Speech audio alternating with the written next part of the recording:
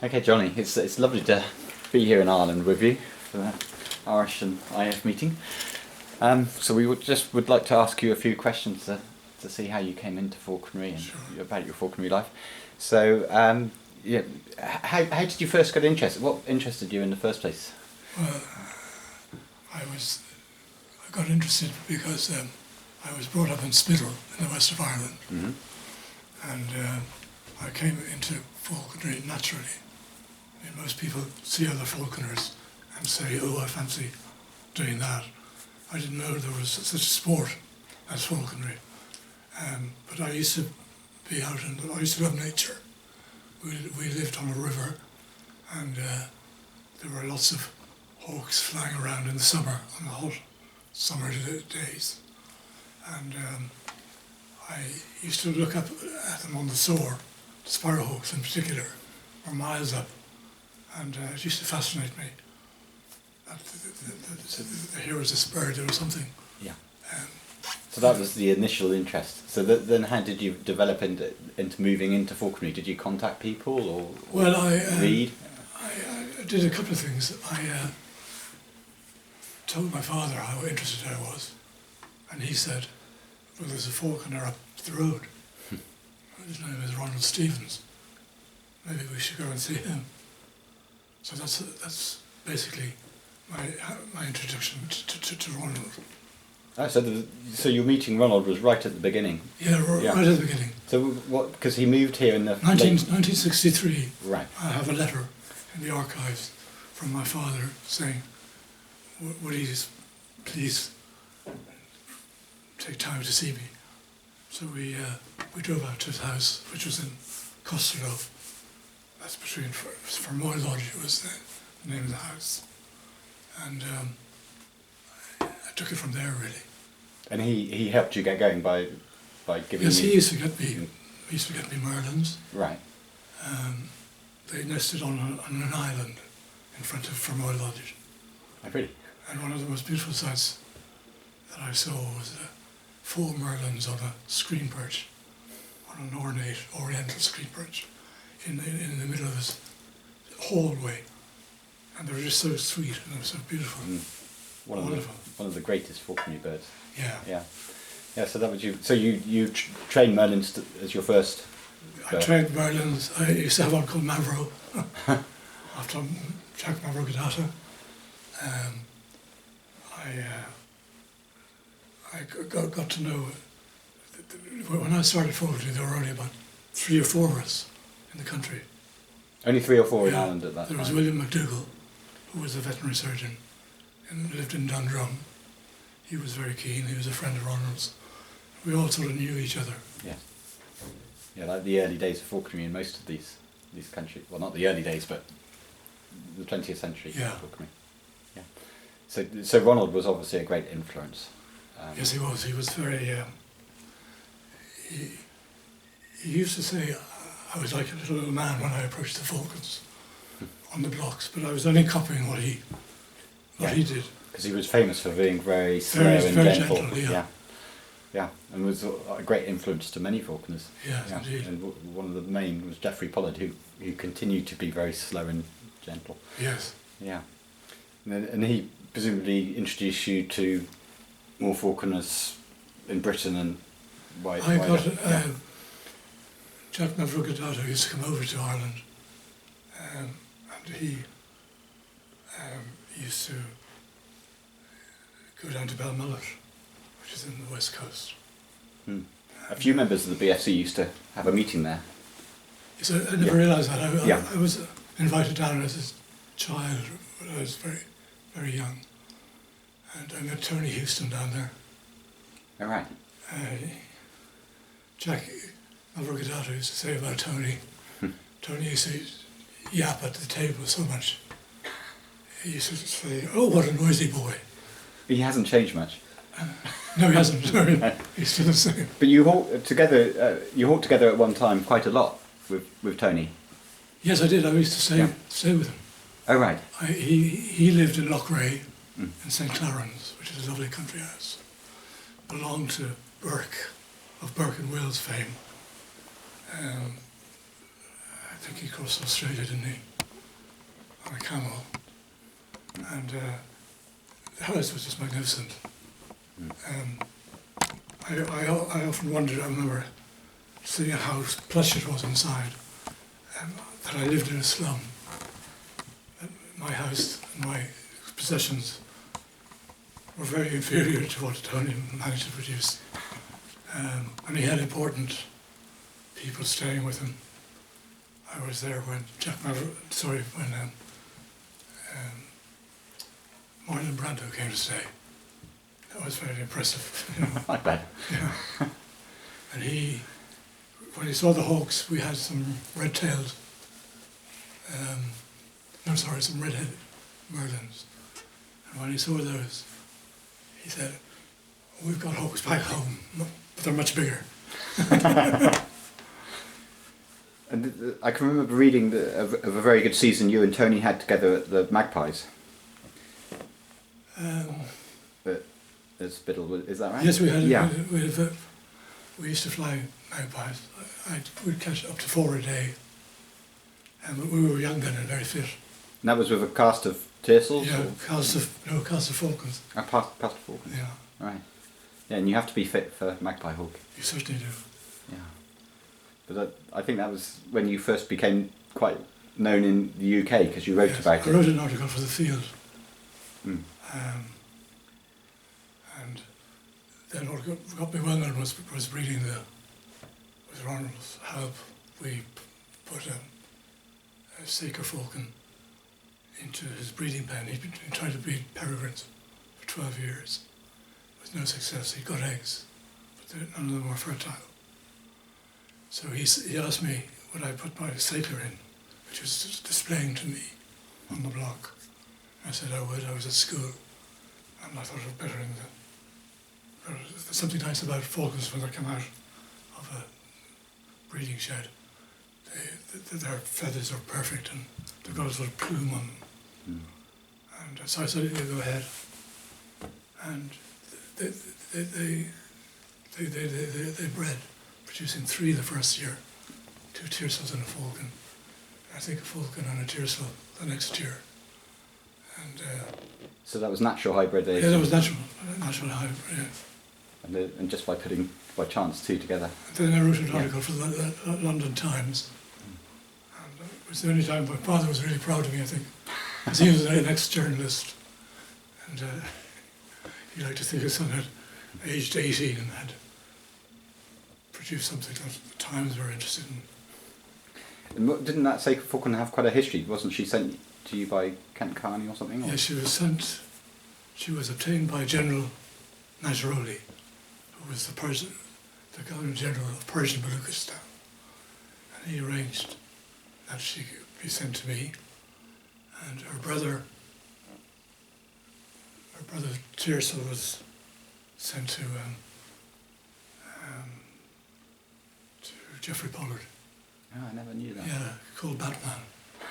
And Batman, I think, was lost.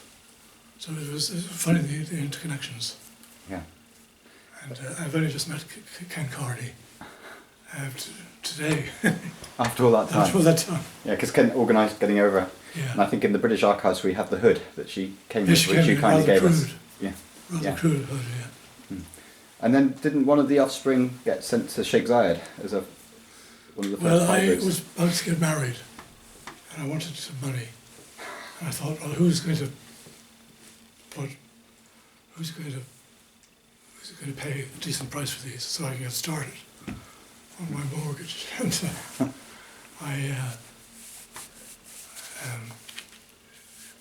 I arranged through my father again, who had good contacts.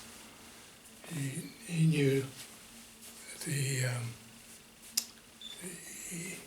knew a man called Geoffrey Keating. Geoffrey Keating was Montgomery's personal photographer during the war. And my father worked at Fleet Street in the Daily Mail.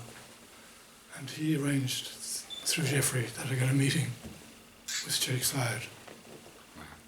So I thought he'd be the only one that would pay a decent price for them. And so I took them over to England, and Tony Houston came with me. and he was going to buy them in the morning. He bought 200 Range Rovers, and we were there for the army, I suppose. And he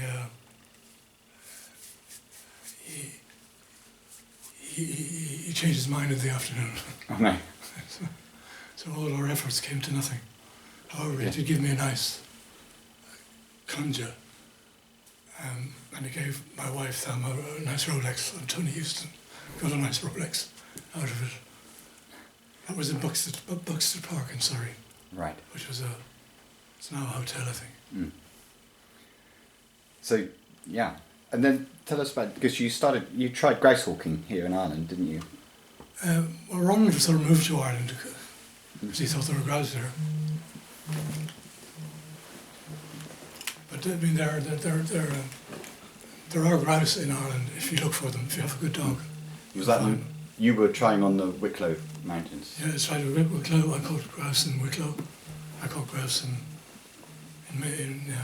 west of Ireland. Okay. But Ronald was a bit disappointed with what he found.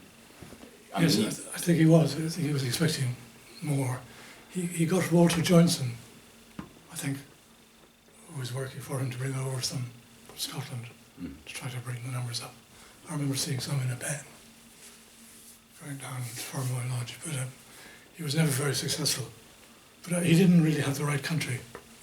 No. You need flat country. I mean, even around his house in the west, it wasn't really suitable. And you were very involved with the Irish Hawking Club in your early days. Yeah, in 1967 because of the EU legislation was coming in, and there were no representatives for falconry. I put an ad in the Irish Times, which I still have at home, 1967. Would anybody interested in forming an Irish Hawking Club, please ring me. And I lived in Delcany at the time, County Wicklow. So I had a few people interested. Ronald agreed to become a founder member. Richard Ward, the artist who is still around, he was another one. And so there was a group of us who were very interested. So you got it off the ground. I can remember a great trip that you did to Scotland and came and visited us with a team of hawks. And I think nearly the whole of the Irish Hawking Club. I think there were the five of us, I think. Yeah. We had Sean Ryan, who was a great musician, whistle player, and singer. And he lives in Leap Castle, which is interesting because Leap Castle is the most haunted house in Ireland. And it's just outside Birr in County Offaly. And there, he's had peregrines nesting on the roof of the castle, which is called Leap Castle. And the war cry for the O'Carrolls, who built the castle originally, was Shake a Boo, which means hawk forever. So that's very very little nice connections. Yeah. And Alec Finn was another one who was with you on that trip, I remember. Alec Finn, yeah. Alec's still around, and he married Anita Leslie's daughter, Leonie. And Anita Leslie, to put that in context, Anita Leslie was married to Commander King, who died fairly recently. Commander King was one of the only survivors of submarine warfare. I think he outlived 4 submarines, which were sunk just as he got off them, more or less, you know. So he was fascinating. He lived to over 100. And then we used to have meals in the castle. So I rather like the medieval touch about falconry. I'm very interested in where they bred. Queen Elizabeth used to get her falconers to take peregrines from Bean Cliff in West Cork, which is sort of fascinating. So I went down to Bean Cliff, and West Cork, the village of Castle Townsend, was famous because of Somerville and Ross, the writers. They wrote about they wrote the Irish RM. Yes, which was a was famous series. Yeah, which is a famous series. Yeah.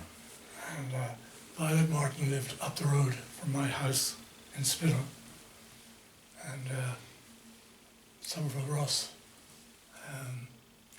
Violet, Edith Somerville.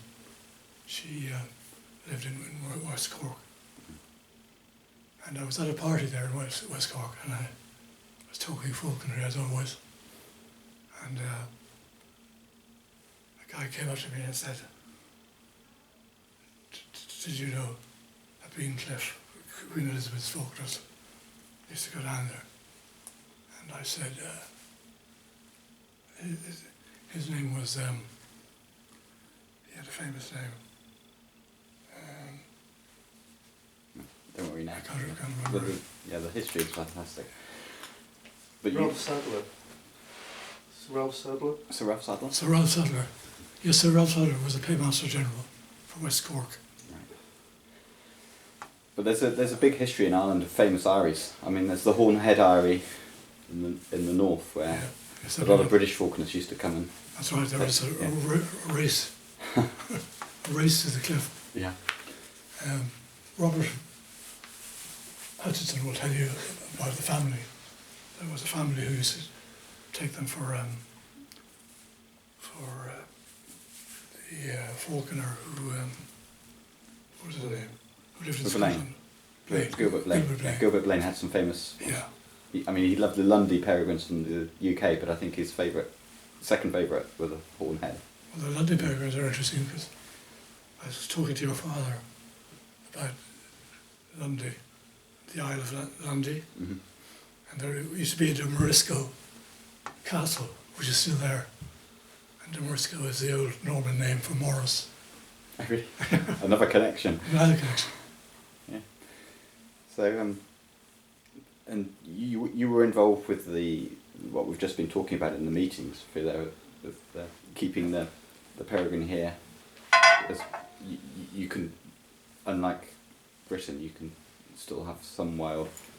Small wild egg. But you through the Hawking Club were involved with keeping that going. Yeah, we were. Yeah, which is a great thing. Yeah, because in most other countries they weren't. Yeah, and you've had one or two of them yourself. Yeah. Have they been good birds or? Nothing special. Yeah, probably they vary like any other. Yeah.